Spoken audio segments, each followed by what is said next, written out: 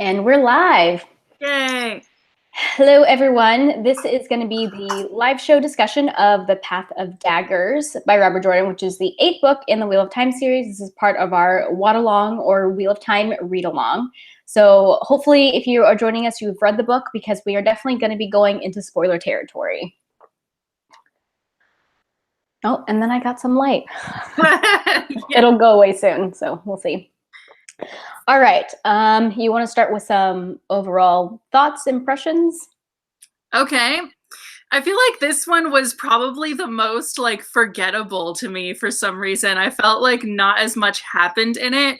And so you know how for the most part each book kind of has the first half is just people talking and political tension and other sort of tension and whatever, and then the latter half is like the action and the stuff actually happening. I kept waiting for that latter half to take place, and then I felt like it still didn't, and by the end I was still like, not as much happened in this one. I mean, maybe it's because it's shorter, but I'm not sure like what it was. No, it's definitely not just you. I got to the end last night and I was like, wait, what was like the big, like there's supposed to be a big finale. Like, where was it? It was missing.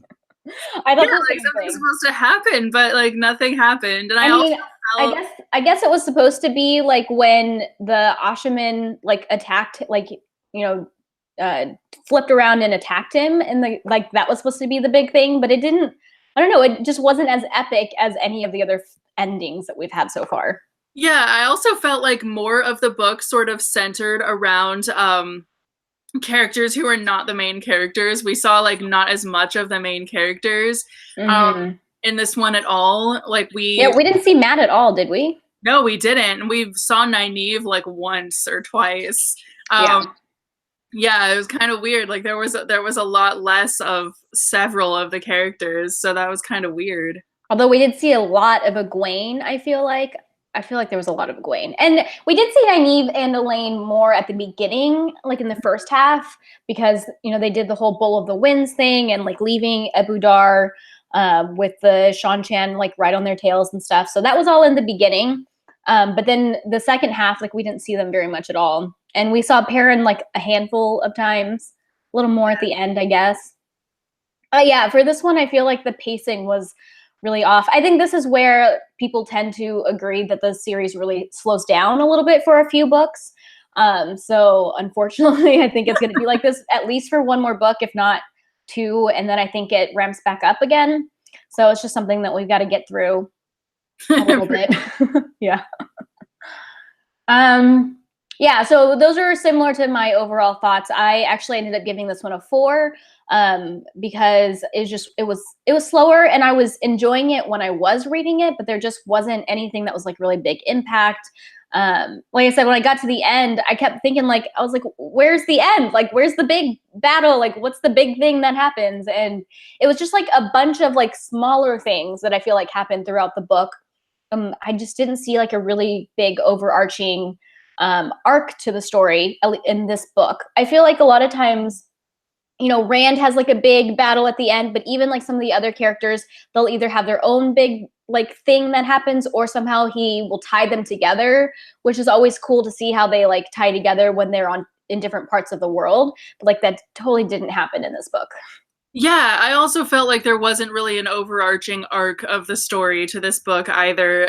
It's kind of weird. This one, so I've rated every single one of them 4 stars, and this was probably the closest I got to rating one 3 stars, but I still gave it 4 because this series is just too genius and too well thought out to necessarily go down to a 3 stars. Like I think it would take a lot to make me go, nah, this one's 3 stars or something. Well, that's good. I'm glad to hear that you're enjoying the series like as a whole so much.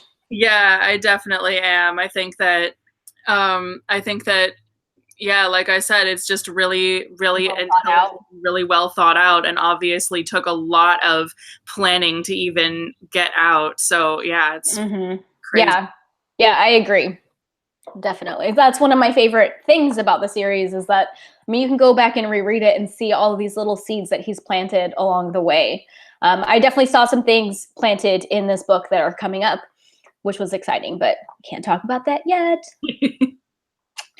Let me think. What else can we talk about?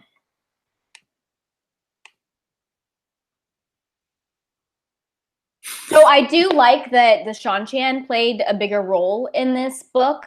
I just think they're such a cool like villain because I was thinking about this a lot because we actually get some POVs from some people who are Shanchan in this book, which I guess we have a little bit before too, but we see a little bit more into like their battles and stuff. One, I love the Raken or Raken and the Toe Raken. They're basically like dragons.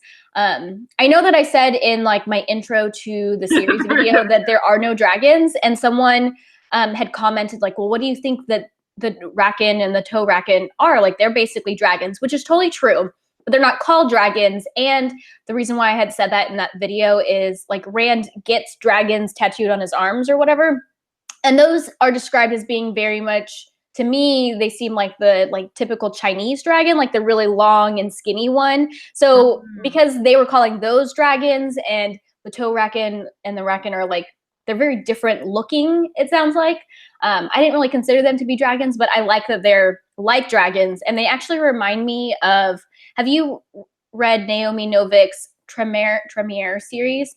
She has series. Yeah. I read the first one actually. So like it reminds me of those dragons because those are also dragons that are used like in war and people ride them and stuff.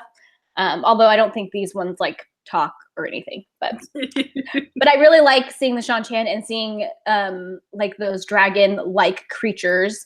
And I think what's really interesting about the Shanchan as a villain is that, hold on, is that, I mean, they're evil or like bad in the sense that they're like taking over and like conquering, but they also just like leave everybody alone when they do, like they're not actually hurting that many people. I mean, I guess they do like kill the kings and queens in the armies whenever they're trying to take over, but as far as like the civilians, they just say, hey, take this oath and you can do whatever you want. So like in that sense, they're really not that much of an evil guy. And to see Rand like fighting and killing so many of them. I mean, they're doing it to each other, but I just think that's a really interesting dynamic and an interesting villain because it's not black and white. Like they're not pillaging everybody they run across like the Shido were doing, which is obviously evil, you know? It's like, it's interesting. It's, can't talk, interesting. Yeah, I think that's a really good point because it's true. The best villains are kind of the ones that, you know, they think they, you know, they're not the villain to themselves, pretty much. They're just doing what they do, sort of. Yeah. So if this book took place from the point of view of the Shanchan, it would be like Rand and all of them who are the villains instead, just because they're, you know, they're like the Shanchan are really only the villains because they're the ones who are being fought. Right. Right. And then at the, you know, during that one battle where Rand ends up using that sword, Collindor, yes, and he ends up like killing people on both sides, and then Rand is like, okay, I just need to stop, and like they leave. But then right after that, we see a scene from the Shanchan, and they're like super upset and sad because so many people on their side died. So it was an interesting, you know. So Robert Jordan was in Vietnam, and he said he took a lot of inspiration when it comes to like war and how it affects people from his experience and put it into the books. And I think this is an example of that because it kind of shows how like war in the end is like lose-lose on either side. Like people die on both sides, you know? Well, that's really interesting. Yeah. Yeah, I liked seeing that. And I feel like it's pretty, you know, realistic. But I thought it was interesting how he juxtaposed both sides and their reactions to all of the killing and stuff. Yeah. So were you surprised when he had Collindor with him? Like, did you know what it was when he said, was it Narishma who brought him the package? Did you know what it was before that? No, but I mean, I guess I wasn't that surprised somehow. Yeah. Yeah, I was just curious how easy it was to like figure out what it was because I mean, he described what sort of like what he sent him away and had to go through like these traps and stuff. So he kind of like described where he was going without saying where he was going. or what he brought back. So, I mean, I think it was meant to be a little bit of a surprise, but if you know what it is, or if you're like trying to piece it together, you can kind of figure out what it is before he pulls it out. And then, things don't go well when he tries to use that. I don't know why he got so power hungry. Like, he should have just stopped when they were retreating instead of trying to take over Abu Dar. And even Bashir was like, we're done. Like, you don't need to do any more. And he should listen to him. Like, that was so frustrating for me. I think as each book, like with each book, Rand becomes more and more of a like typical dude trying to do what like as much as he possibly can, kind of. I feel like because at the beginning of the series he was totally not like that at all. Yeah. And so he's completely not like that little village boy anymore, like at all. At this point of the story, he's like completely changed. Right. Weird. Whereas, I mean, Matt and Perrin are pretty much the same as they were, but they've just like grown and done more stuff. But Rand is like a completely different person. Yeah, no, he's definitely changed a lot. And it's so hard to know exactly like what the cause is. Like, is it part of him being the Dragon Reborn and like Luce Theron being in his head? Is it because he's going crazy? Is it just like the pressure of everything that he's trying to do? Like, he wants to save the world, but he thinks he's going to die trying to save it. And he feels like he's trying to like take care of all these different people because he wants as many people to survive the last battle. So like, I mean, it's probably a mix of all of those things, but I like that Robert Jordan doesn't necessarily make everything explicit. He like leaves things where there's room for you to wonder what is the reason for some of these things, Mm-hmm. It lets you use your imagination a little bit.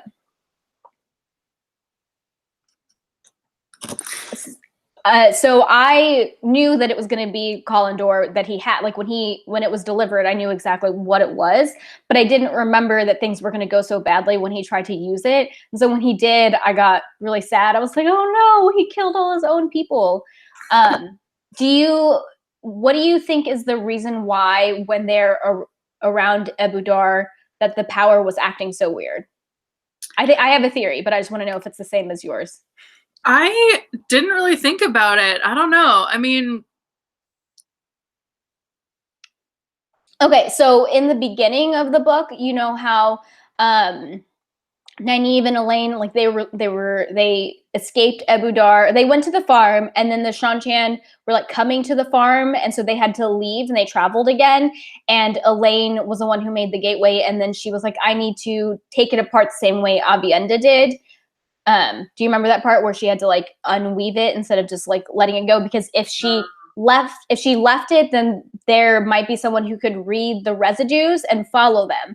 And so she unwove it, and she like messed up at the very end because the Shan-Chan were like coming, and it created that really big explosion. So I think that is what messed up the power all around that area, because there's multiple mentions throughout the book that like the Shan-Chan, like if you remember, the Shan-Chan were talking about how the Damani had been sick for like days and like weren't doing stuff. And then even all the men, the Asha men, kept reporting to Rand saying like, Saidin is really weird around here. Like, it's really hard to control. And Rand just like brushes it off. He's like, it's always hard to control, even when he's actually there. But I think it's not explicitly stated, but I think all of that is related to when Elaine like made that big explosion happen or whatever. I think that's what it is. That's a really interesting, like, yeah, I can totally see that. Mm-hmm. I mean, these are the kinds of things that I think are easier to pick up on when you are rereading, because when you're first reading, there's just so much that you so can't much plot and you're reading for like plot and everything. Yeah, you can't like internalize or like theorize about everything. So one thing that I think added to the slowness of this book, for me at least, was I think that we got introduced to a lot of new characters. Like you were saying, that there's a lot of POVs that we weren't used to seeing, but not just that, like especially the people that are with Rand. I feel like there were a lot of nobles and people introduced, and I had a little bit of a hard time keeping track of them, even as a rereader. And part of that was that I was really busy this past week moving, and I did a lot of audio booking. But I remember I read a scene where somebody shoots an arrow at Rand, and then the Ashaman like kill him right away. And it turns out it was like one of the nobles from Ilion, I think. From Ilion, from Tyr, maybe from Tyr. See, I don't even know. But like he was saying like, oh, why did this guy shoot an arrow at me? Like, why did he change his mind about how he felt about me? And I was like, I don't remember who this guy is. Like I had to go look it up because I couldn't even remember who he was. So I feel like one of the downsides to this book was that there were a lot of new characters and it was just really hard to keep track. And I think that added to the slow feeling of it. Yeah, I completely agree, because I know just yesterday I was going through the cliff notes and everything and the chapter summaries, and I still was like, who was that person again? Like it was weird. Yeah. What else? I know at the end there are a few things that I wanted to talk about. I also thought it was interesting how, if you remember a few books ago during Egwene's accepted test and that first like alternate reality thing where she and Rand are still back in their village and everything, and they're married and they have a baby, and they're like, oh, and there's a war going on with the Shanchan, whoever they are, and then it's just kind of funny that so it was interesting that they are fighting the Shanchan, but if none of that stuff had happened to them and everything, they would still be in their village and the war would still be happening. Right. Kind of weird. Right. So, I mean, my theory is that the Turing girl that they go through shows them potential other lives, or potentially even like other lives that actually happened. So, the what are they called? Those stones that they can use to travel. And remember, Rand used it on accident once and took him and a few people. And that's when they first met Lanfear. Do you remember? Yeah. It was a few books ago, and they were like in this really desolate world, and like there was nothing. Like there was like a really big tower that they didn't know what was, and there just like weren't a lot of people, and they saw some really weird like creatures. So one of those creatures that was chasing them was a Grolm. I think that's how you say it. And I don't think it had been introduced at that point, so I don't think I could have talked about it then. But that's one of the creatures that the Shanchan have. So that was a world where the Shanchan had come and conquered a long time ago, unless they had moved, maybe moved in time too. But in that world, it was a world where the Shanchan had already conquered because that animal was there, and that animal came from Shanchan. So I think that this is a world where there's a lot of parallel like universes and things where things play out, and there's some things that are going to be the same in multiple worlds because there's just like a high likelihood that they're going to happen. This is sort of my theory, but I think it makes sense. And so there's multiple worlds where the Shanchan have conquered the world, or this part of the world. Yeah, that's so interesting. Alternate realities are weird. For sure.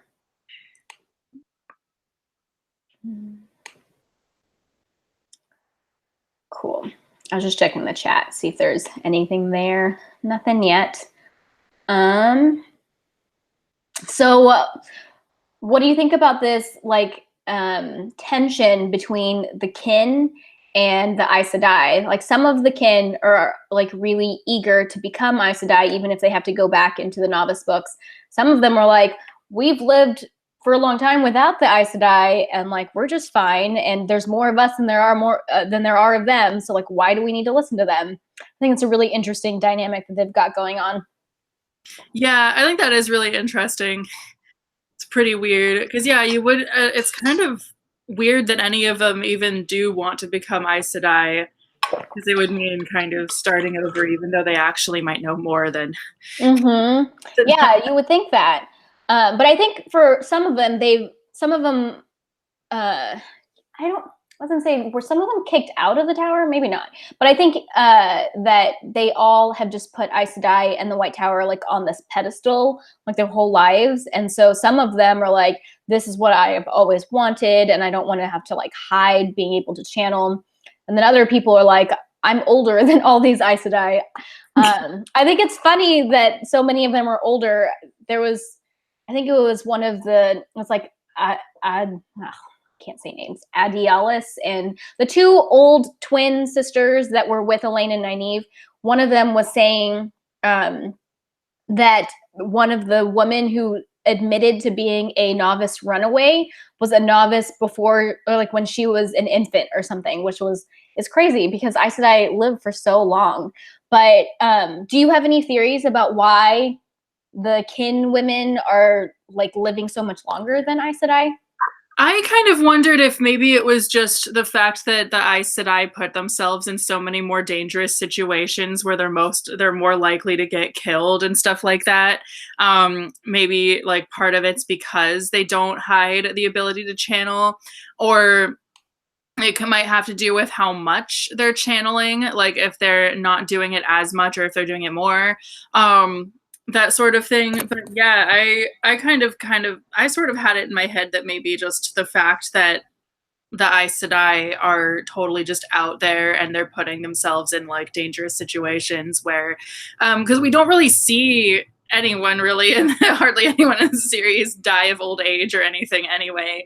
They all kind of get killed by somebody and whatnot.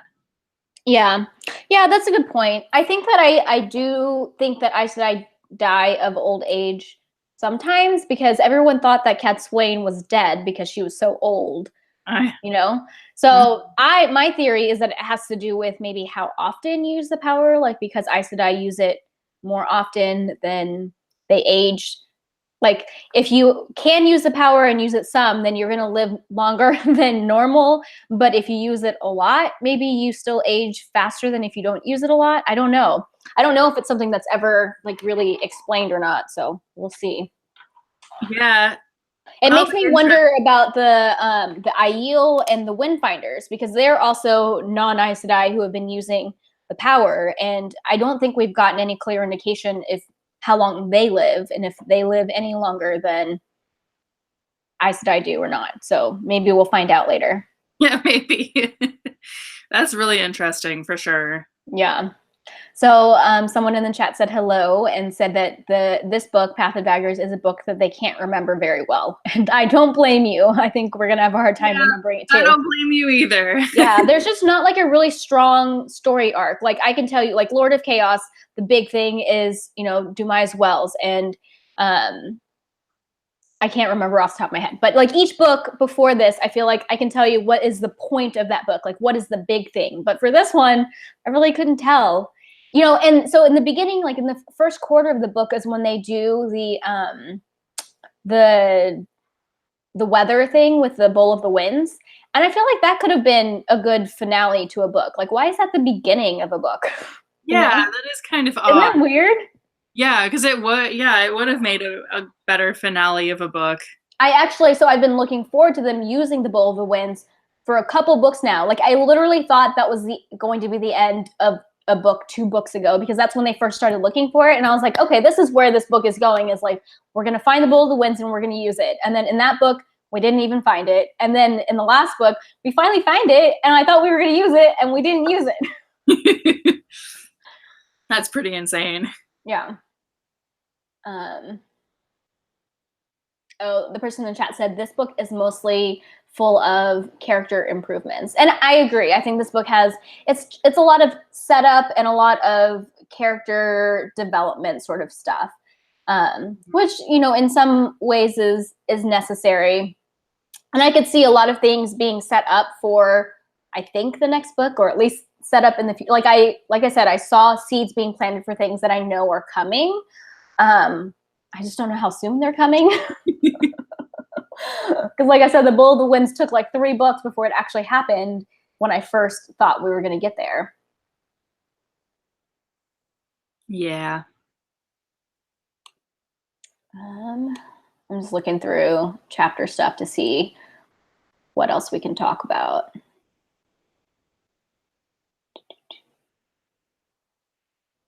So Elaine has finally arrived in Andor, which is nice. So I'm excited to see that like plot take off because it's a good one. I can't really say much about it, but like I'm excited about that. Oh, so what did you think? Well, I don't. You probably didn't think anything of it, but I was excited to see Morgase's Morgase's storyline intersect with Perrin. So like now that whole group is with Perrin, but they obviously Perrin doesn't know. Like no one in Perrin's group knows who they really are. So that's really fun. That's true.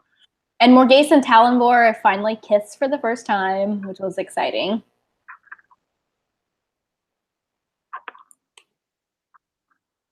Yeah, I'm glad that that Morgase has been doing some stuff because I mean, yeah, I was kind of afraid that she was gonna die or something. Yeah. Yeah, no, I'm glad she survived the Shanchan. And it was so funny. So like the day that Morgase shows up with this group, Perrin recognizes Basil Gill. So after he like says that they can stay with them, he's like, and Basil Gill, like, can I pull you aside and talk to you? And then everyone in the group is just like, because they didn't realize that he knew him. It was so funny to me. Oh, I totally forgot. So Elias shows up. I literally did not remember that he was going to show up in the series again. Like I thought that him introducing Perrin to the wolves like was the full extent of his role in the series. So I didn't remember that he was going to show up again. Yeah, I was kind of surprised that he did too, because I also was thinking that he probably wasn't going to show up again, or at least not for a while. Right. Yeah. Oh, and speaking of the wolves, okay, so remember how a few books ago when I read a passage that said that Perrin tucked in his shirt tail, and I totally thought that it said his tail, and I was like, what now? Is he that much of a wolf? Yeah. So I just started reading the next one, and there's a passage that says Perrin felt the wind move through his fur cloak, and I totally thought it was going to say through his fur. So I was listening to an audiobook, but when it continued along and said fur cloak, I was like, oh, that's right. Okay. That's funny. That was really funny for some reason. It's like, like what? it. He has a tail now? Wait, what? He has fur now? Oh, wait, no, he doesn't.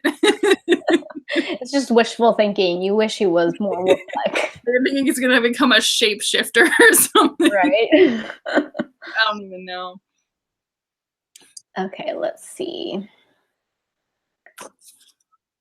Oh, and then talking about Perrin's storyline, Queen Alliandre shows up and swears fealty to Perrin. Like, talk about being Taviran. I did not see that coming. Yeah, that's true. And it was from his point of view when it first happened, and he was like totally shocked, but everyone in the room acted like it was no big deal. But then later we see from Fael's point of view, and she was like, well, I'm not too surprised, but it was a little bit surprised. Like I wasn't expecting it, but it was not too surprising. So obviously everyone in the room was a little bit surprised, but like were able to hold their composure and make it seem like it was not a big deal. Yeah, that's pretty weird. Yeah, I love seeing it was an ant. Where did that come from?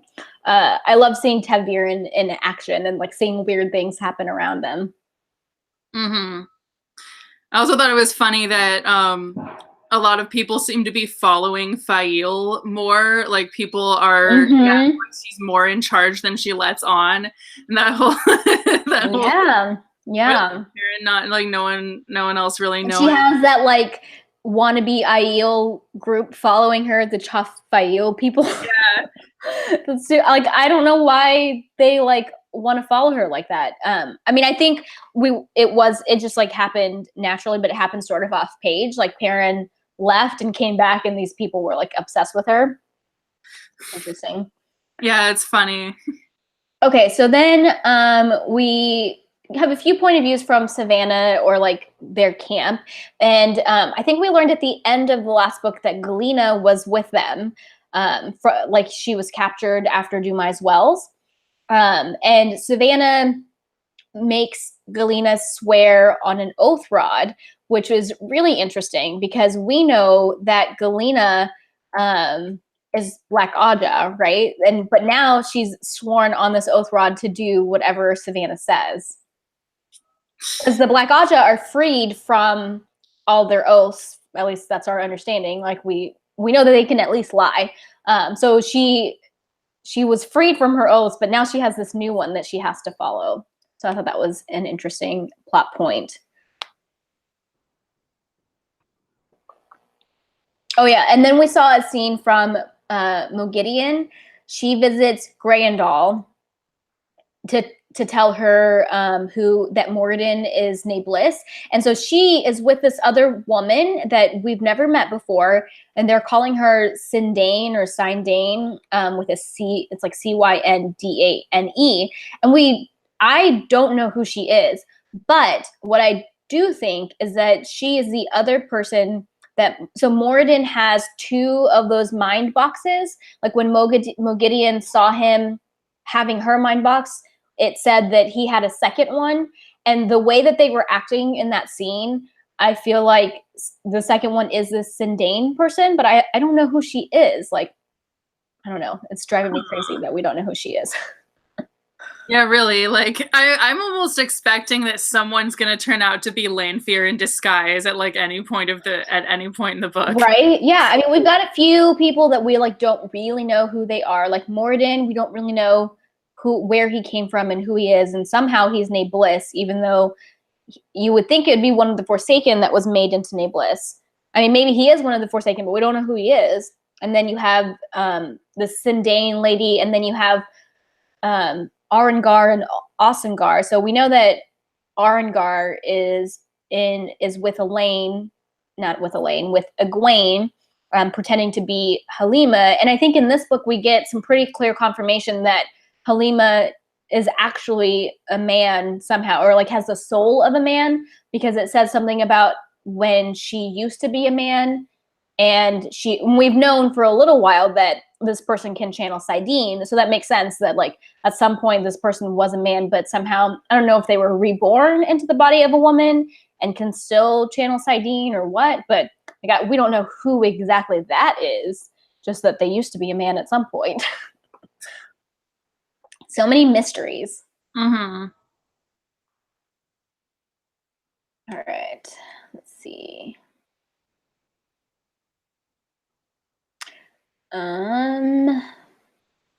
Okay, so Egwene, she really comes a little into her power in this book, right? Like the Hall has been trying to tug her around a lot, and she has been making them march towards Tar Valon. Apparently I'm saying that wrong. Tar Valon? Is that how you say it? Well, in the audiobook, I think they say Tar Valon, but yeah, I always thought it was Tar Valon. That's how I always say it, and I've had someone try to like correct me. I think it's Tar Valon, but in my head it's always been Tar Valon, so it's like really hard for me to say it differently. Well, yeah, because that's totally what it looks like it says. It's only because of the audiobook that I even it took me. And even the audiobook, sometimes they switch how they say things, like Mogideon and Mogadine. Like they said it both ways. So that's confusing. They totally did. Like that threw me for a loop. Mm-hmm. But yeah, like I actually didn't even like early on when I was first listening to the audiobook, I didn't even realize that Tar Valon and Tar Valon were the same thing. And it was just, oh, that had to have been so confusing. But yeah, I was so it took me like a minute there while I was listening to the audiobook. I don't remember which book it was. It was like probably one of the first ones whichever one that I was first listening to on audiobook where I actually heard them say it. Because I've been listening to each one like partly on audiobook, partly not. Yeah, me too. It's weird. That's the fastest way to read it, is to like read it in multiple formats, so you can just constantly have an option of reading it. Yeah. Yeah, and then pretty much like I just check out the audiobook from the library, and until I have to return it, I just like listen to the audiobook sometimes, and then when I have to return it, I'm like, okay, it's time to start reading it from the actual book, is like mostly how it's been going on. Right. Okay, so yeah, in this book, Egwene, I feel like really comes into her power. She goes against the Hall and actually declares war against Elida and the Tower, which that was so like the politics of the Hall and seeing like how many votes they needed, and like she knew the loopholes and all that stuff. Like that was really fun to watch. And she's definitely like staked her claim as showing that she's going to be a strong Amyrlin, or at least she's going to try to be a strong Amyrlin, and that she like is going to do what she wants, even though the hall is trying to control her. And okay, so at some point, Swan points out to Egwene, she's like, I don't really know what this means yet, but I've noticed a pattern. Everyone in our Hall of the Tower is really young to be in the Hall of the Tower. And like, I don't know what she was trying to get at. Like, I mean, I guess she said that she doesn't really know what it means yet, and it's just something that she noticed, but like, I wonder what it means. Like, I don't know. Yeah, that is kind of weird. Yeah, like, I don't know what she was trying to say. Like, did they, I mean, I guess the first thing that came into my mind was that the older women who could have been sitters in this Hall of the Tower chose not to because like they thought that if everything fell through, like those people would be put to death, and like they didn't want to risk it, so maybe they like put up young people. But I mean, they're not all that young either. But I mean, she did say that Ramonda and Lelaine are the two that are not young and everybody else is. But like, yeah, I wonder what that means and how that's going to play out. Mm-hmm.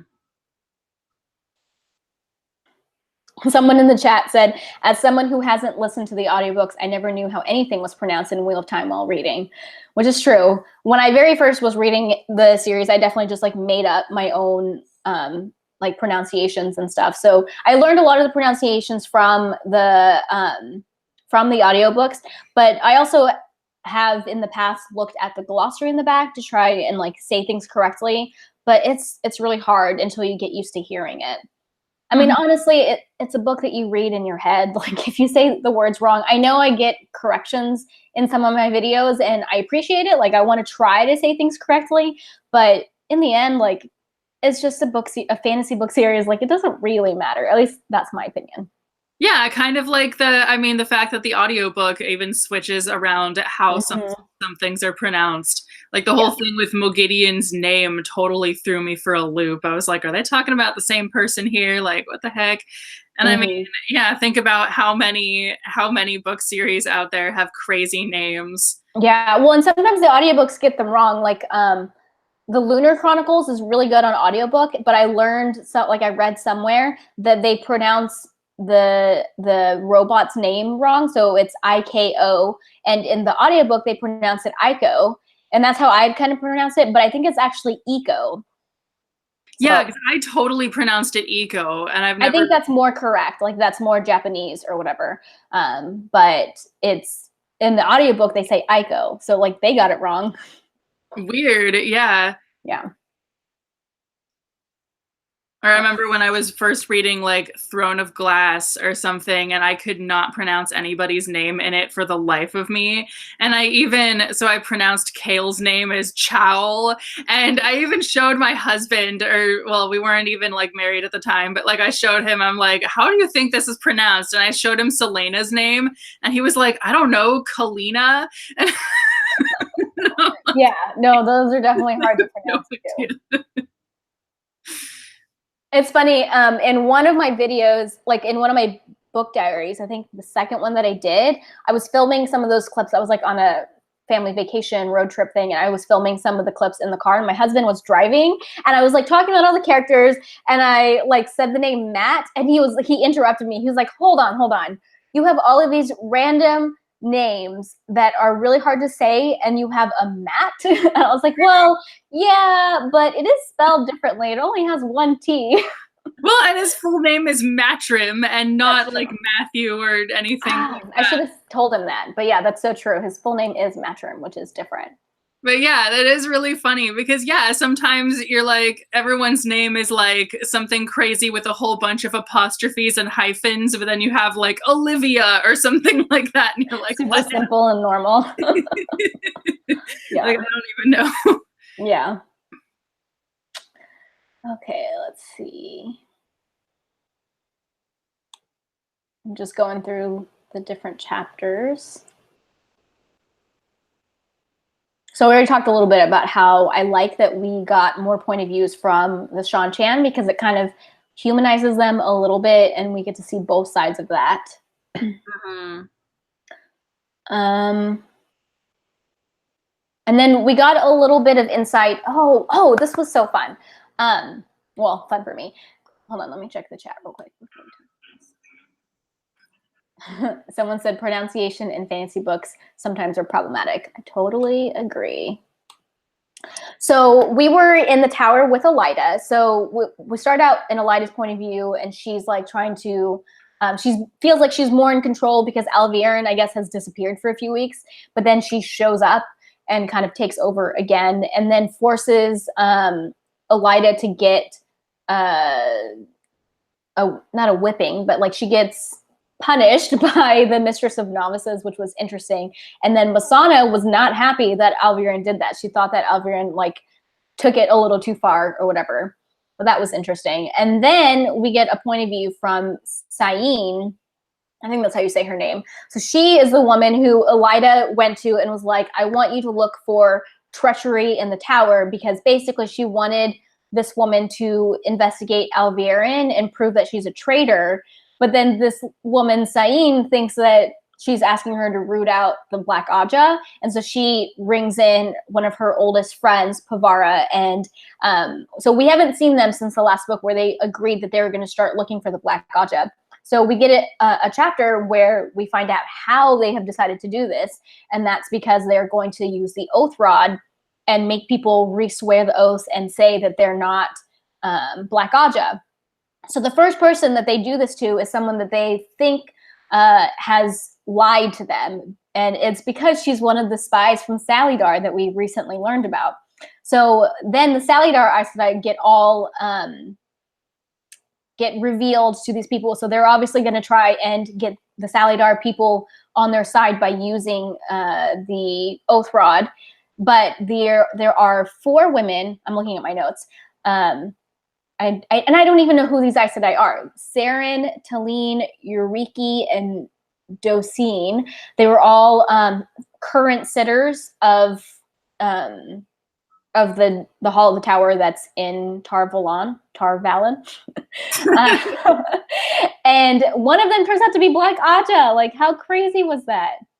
That is pretty crazy. I know. My like jaw dropped when I was reading that scene. I was like, what? They finally caught somebody. It was funny because one of the women, like, they didn't even say what exactly they were doing, but one of the women figured it out and was like, she grabbed the oath rod and like did it. And then they all started going down the line. And the very last lady is like, this is ridiculous. Like, I shouldn't have to do this. I don't want to do this. And then they figure out like, oh, wait, that means she's Black Aja.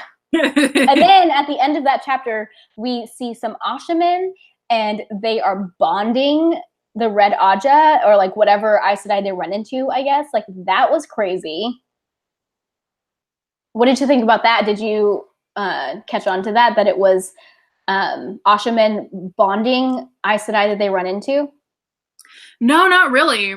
I mean... Yeah. So it was actually from, I think, Loghain's point of, or actually, I think it was from the Aes Sedai's point of view, but it's Loghain. So we haven't known where Loghain is since Egwene set him free. Obviously, he's made his way to the Black Tower and is now, because he's with other Ashamen and is talking about the Mahale and things like that. So apparently Loghain has joined the Black Tower. I wonder if Rand knows that Loghain is there. I mean, not that it would really matter, but we don't have any sort of, like, Rand never mentions anything about knowing that Loghain is with them or not. But yeah, he like finds this Red Aja Aes Sedai and bonds her. Oh, so interesting. And there was Min has a viewing at some point in this book of a different Aes Sedai saying that, or maybe it was of an Ashaman, saying that they were going to be bonded at some point. So I think it's really interesting that Rand's plan, or like I'm guessing that he's told, or maybe I guess we don't know where the idea is coming from. It could be coming from Mazrim Taim, but somebody has told these Ashaman to bond with the Aes Sedai that they run into. And the only reason why I think it could be Rand is that I think that's his way of like neutralizing them. Like, you know, he doesn't want to kill women. Obviously, Aes Sedai are women. And the only way that he can really turn them to be on his side is to bond them, perhaps. So that's kind of what I was thinking about that.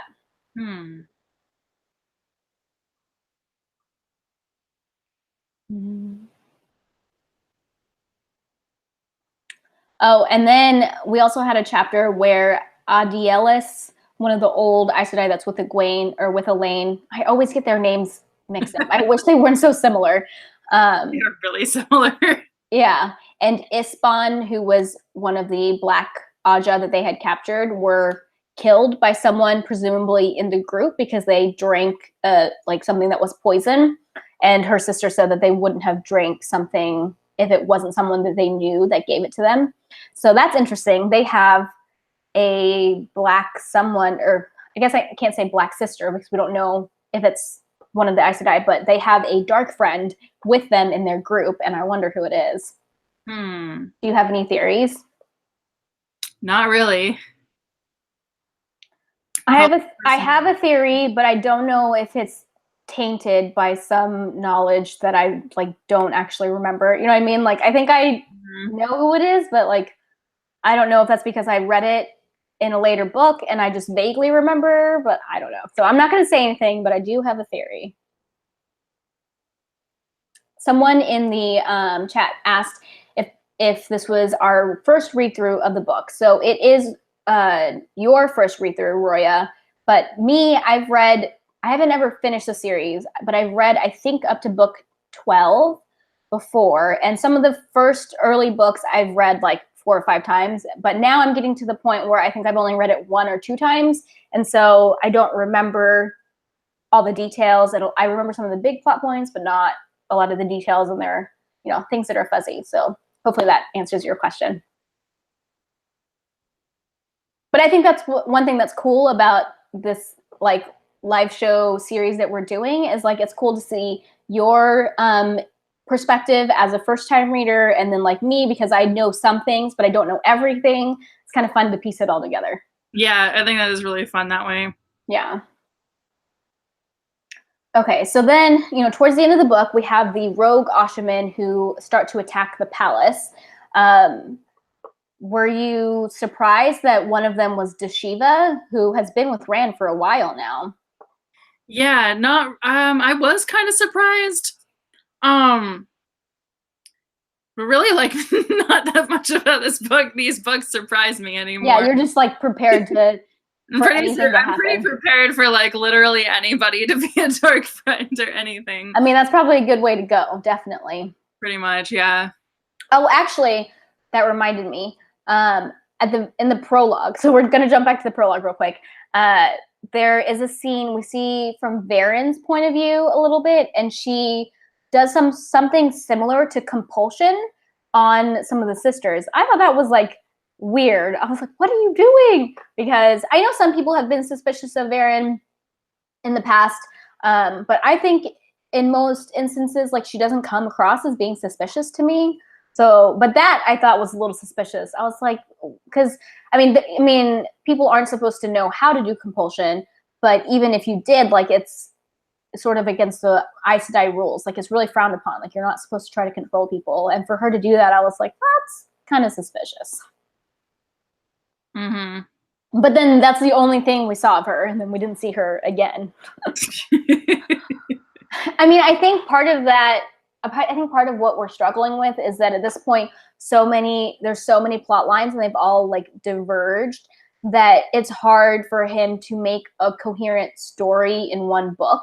I mean, obviously that's not excusable. Like he needs to figure it out. But it makes me think a little bit about like George R. R. Martin and how he split up, you know, some of the characters. And I'm sort of glad that Robert Jordan didn't do that, just because I feel like the timing of stuff is so important, and the way that George R. R. Martin did it in his books, the timing gets confusing because they're split into 2 books, you know? So I think that's, while it makes the character storylines a little more coherent, at least for these books, like the Robert Jordan books, I think the timing is really important. So I'm glad that he didn't do that. But I think that's kind of what we're struggling with, is that he's kind of spread really thin, and it's hard to really delve into all of the characters that we want to without, I mean, the books are long enough as they are, right? Like it's hard to just cover it all. Because I think it's also kind of, that's a really good point, because yeah, we do have like tons of characters in these books that like don't show up for like a few books, and then by the time they show up again, I'm like,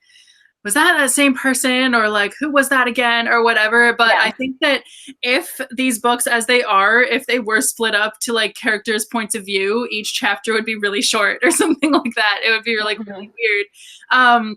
But yeah, I do agree with George R.R. Martin's books, how at first they didn't really do the weird timing thing, but not much. But then the last like couple of books are really just like happening at the same time, but it's Right. one book after another. They're just following different people, and that got really weird for sure. Yeah, I think it gets a little confusing. It's been a long time since I read them, so, but I think it's confusing. Okay, so back to the Ashaman. So Dashiva was one of them. There were a few that decided to attack Rand for like what seems like no reason. So I didn't remember that this was going to happen at all. So I didn't remember. So I don't know if there were some seeds and like foreshadowing of this happening throughout the book. Like I know Rand throughout this book was struggling with being suspicious of a lot of Ashaman, but I didn't, as a reader, get the impression that those Ashaman were really giving him a reason to be suspicious. Like I thought he was just being a little crazy.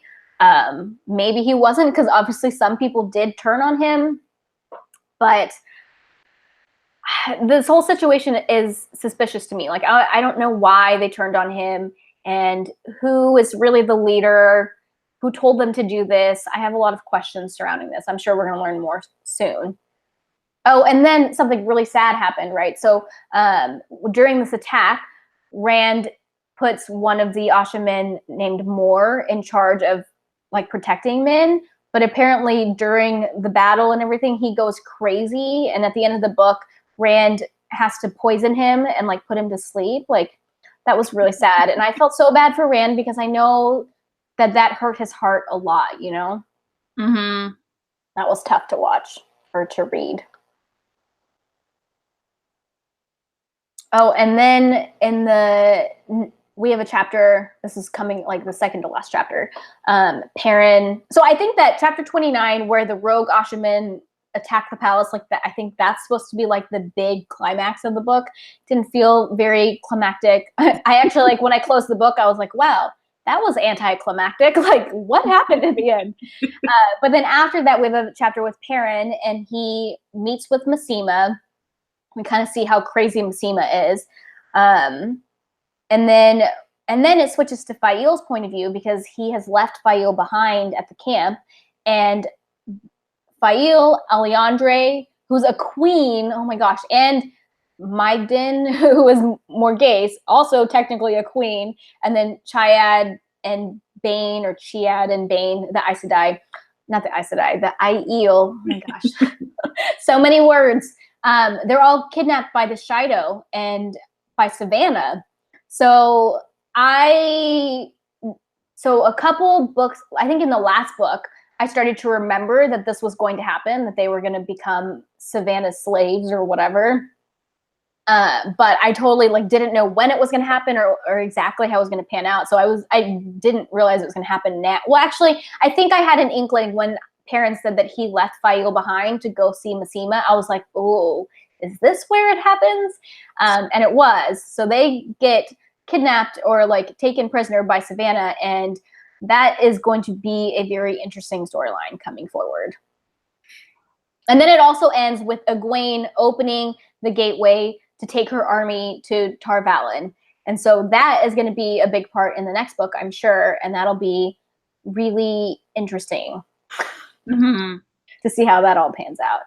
And then the very last chapter of the book, the like summary of it says a summary of rumors spreading across the world regarding the various events. Saw that. And I don't remember what those things were, but I remember thinking some of them were really interesting. Let me see. I totally saw that chapter summary, and I'm like, yeah, okay. Yeah, that doesn't help me. Oh, it's like just like one page. Let me just skim through it, see if there's anything interesting, because we're almost at the end. If anyone's in the chat and you want to say anything that you want to hear our thoughts on, do so now, because we've only got a few minutes left. Oh, someone said, Thoughts on how cold Rand was in the end. I don't think he could have killed his friend in earlier books. It showed how much he's changed. I agree. He's definitely colder. And I think that a lot of that has to do with just all the pressure that he's under. And like he has to do, he feels like he has to do these things for people, like for the most people to be able to survive the last battle. Mm-hmm. Yeah. But I think some of it is also just dealing with the power and Sidene and the taint and stuff. What do you think about Rand like getting so sick? Like when he's trying to channel and like get a hold of the power, like it's making him really sick, which is kind of weird. That is kind of weird, and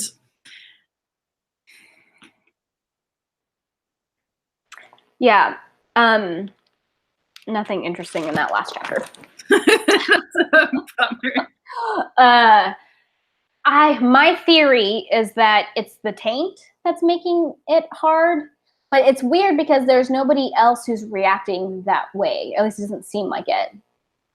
I mean, it may be because any other men who can channel who have gone crazy are just like worse people and can deal with it more. I have no idea. Like, you never know. Yeah, I mean, I guess he technically has been channeling longer than most people. Although Mazrim Taim, or Taim, I think that's how you say it, he has been channeling for a long time, and he's somehow not going crazy, which I find suspicious.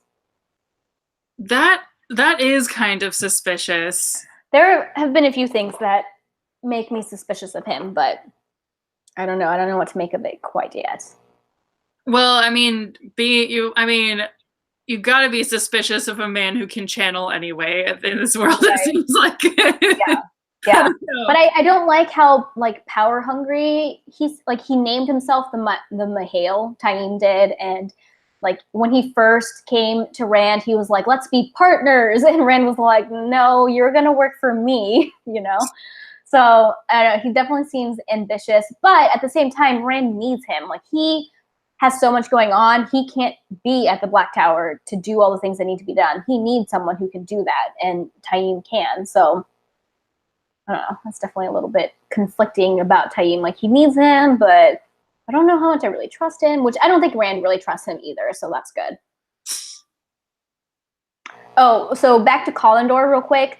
I thought it was really interesting. And so, of course, after Rand tries to use Collindor and it goes very badly, what's her name? Cat Swain is like, "Oh, I hope you haven't tried to use it yet, because the only way to safely use it is when you're linked with two women." So I thought that was interesting. Like, I'm surprised that she knew that. I mean, I guess she said she like read it and did a bunch of research or whatever. But that's definitely an interesting piece of information. I mean, so far Rand's used it twice, right? He used it once in the Stone of Tyr when they were under attack. And that, I mean, everything seemed to be fine at that point. Like, I mean, he did try to bring back a dead kid, and obviously that didn't work, but it didn't like backfire and, you know, kill innocent people really. Like it seemed to work fine then, but this time it went badly, probably partially because of how like weird the power was acting in the Ebudar area. Like I said, I think that's related to Elaine flubbing up when she tried to unravel the thing and it like blew up or whatever. So I originally thought that that was why Collindor made him kill his own people, because even the Domani, there was a Domani who accidentally killed some of her own people too. So I feel like that's what it is, and not that Collindor, that he did that because he tried to use Collindor without the help of two women. But it is interesting that it said that Cat Swain said he needs two women to be able to use it safely. And I don't know, do you have any guesses or ideas of what he wants to use Collindor for in the future? I know, so I can't say anything. At least I think I know. Sometimes I think I know things and I end up being wrong. Like when I thought the Bowl of the Winds was going to be used 2 books ago. So like maybe I'm wrong, but I have a theory about what he's going to do with Collindor in the next, I don't know, book or 2, I guess. So I'm curious if you have thought about that at all. No, I hadn't really thought about that at all. All right, well then, We'll just see it when it happens. I guess so. All right, guys, I think we're going to call it. It is officially been an hour since we were doing it. Thanks to everybody who joined us for the live show. If you guys want to leave comments in this video later, you can, and they can be spoilery for this book, but please don't leave any spoiler comments relating to future books in the series. Just for people who end up watching this video later, they might not have read the rest of the series, and I'm going to see all the comments that you put on it, and I haven't read the end of the series, so please, spoiler free as far as past this book. I guess one quick announcement I'm going to say real quick. I need to put it in some other videos too. But if you go to our Goodreads group, there is a reading schedule. Like I have our bookshelf with all the books on it and the reading schedule. So I just updated it today to reflect the schedule you and I talked about, Roya. So next month, well, I guess this month, September, we're going to read book 9. And then in October, we're going to read book 10. And then in November, we're actually going to read New Spring, which is the prequel novella. We just figured we're getting close to the holidays. Things are busy. It'll be better to read a shorter book then. And we're actually going to take December off. And then also if you look at publication order, New Spring comes after book 10. So that's why we're going to read that in November. And then in December, we're not going to read anything. We're going to take a month off. You know, with the holidays, things are busy. And I mean, we've been reading one of these books every month. So it'll be nice to have a little bit of a break. And then we'll pick back up in January with book 11 and finish with book 14 in April. So that's going to be our reading schedule for the rest of the read along. And that, like I said, is on our Goodreads bookshelf if you guys want to like see it written down somewhere. And I'll be including this information in a couple other Waddling videos because who knows how many people are going to watch to the end of this. But I just want to throw that out there for the people who are watching. Cool. Well, thanks everyone for joining us, and we'll see you next time. Bye. Bye.